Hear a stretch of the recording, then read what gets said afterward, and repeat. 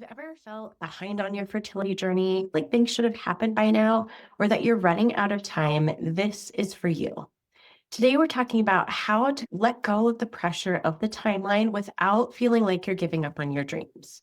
And so, before we dive in, I'm Jessica Boone, an infertility PA, fertility consultant, and IVF strategist. I'll be honest, I am a total checklist girl.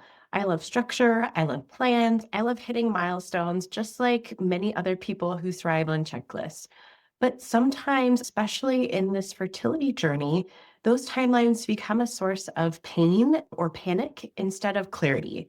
In this video, I want to help you reframe that pressure, find a little bit more grace, and soften that burden of feeling like you're constantly behind. Many of us were raised with a timeline in mind. Graduate by this age, career started by this age, marriage, babies, meeting certain milestones in a certain order. But when fertility doesn't follow that script, when months turn into years, it can really feel like you failed.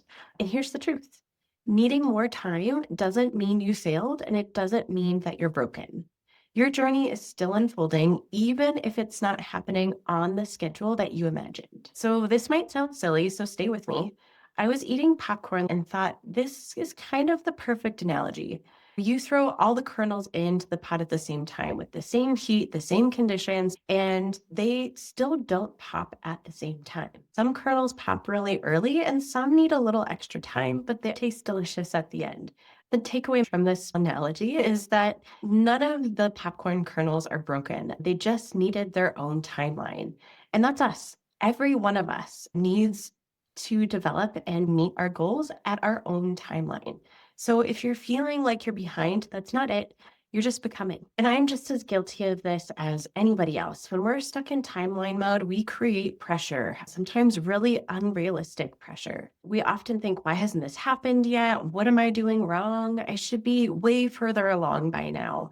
And that pressure can turn into panic, and panic can block that connection, clarity, and even that trust in your own body. So letting go of the timeline doesn't mean letting go of hope.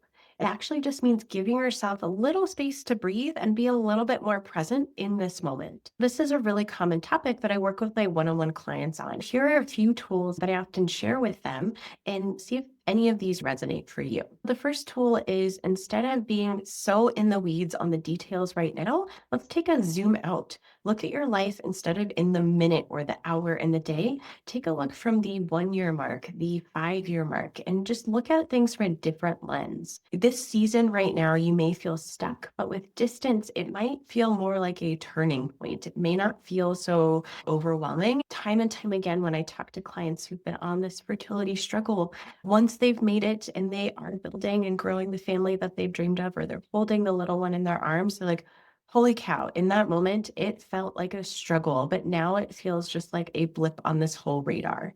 I think zooming out is incredibly important. Next, you can swap milestones for moments. Instead of getting into the weeds and all the details and setting unrealistic expectations or hoping to always meet a certain milestone, try acknowledging the moments that are getting you there, getting you to those milestones. Some suggestions here can be, I showed up for myself today, or ask the hard questions at my appointment so that I feel comfortable moving forward with this next step. Or I let myself rest today.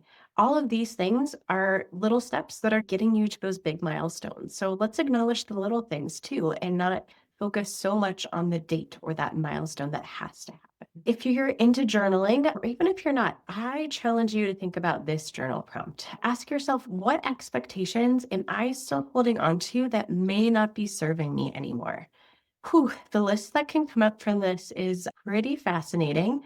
You would probably be surprised by how many expectations you are putting on yourself that you think you have to achieve or do in order to appease others that are really just yourself. Getting some clarity here is pretty enlightening and can be liberating to let go of these things that are not serving us anymore. So it's not easy, but it is powerful. And what I recommend is you write them down. Give yourself a little time, come back and read that list. And then the things that are really not serving you, cross them out and take that first step to letting them go. My last tip is to use some guided support. Sometimes this is easier said than done, but if your mind is feeling really noisy or you're having a hard time being stuck and not knowing what to do, don't force that stillness. That can actually create more tension and pressure. What I recommend is actually moving your body. So you could do some light stretching, get out for a walk, or even throw on a guided meditation. Feel free to message me if you want some recommendations. I have a lot. When you're feeling stuck, go move. And lastly, affirmations can be huge. One that you can use is I'm not behind, I'm becoming. But use whatever iteration of an affirmation feels right for you. Write it on a sticky note, put it somewhere where you're going to see it every single day. Seeing this will remind you that you are on your own unique path and your path is still moving forward, even if it feels like it's taking a little bit of a scenic route right now. This journey is hard. It has asked more of you than you ever expected. And if you're feeling like you're in this kind of messy middle, that doesn't mean you're lost. It just still means that your path is progressing and you're becoming. The destination hasn't changed. It's just the path that's winding a little bit. And I believe with everything in me that you will get there soon. If this message helped you, take a deep breath and just exhale and slow down a little bit. I encourage you to hit subscribe. I share weekly videos to support your fertility journey with more clarity and less pressure. And if you want help figuring out where the biggest gaps are and what you might need next to support your fertility journey, I recommend taking that fertility clarity quiz. It's free, takes a few minutes, and it can really uncover what might be missing on your fertility journey. Remember, you're not behind, you haven't missed your moment. You're just still in it, and I'm right here with you.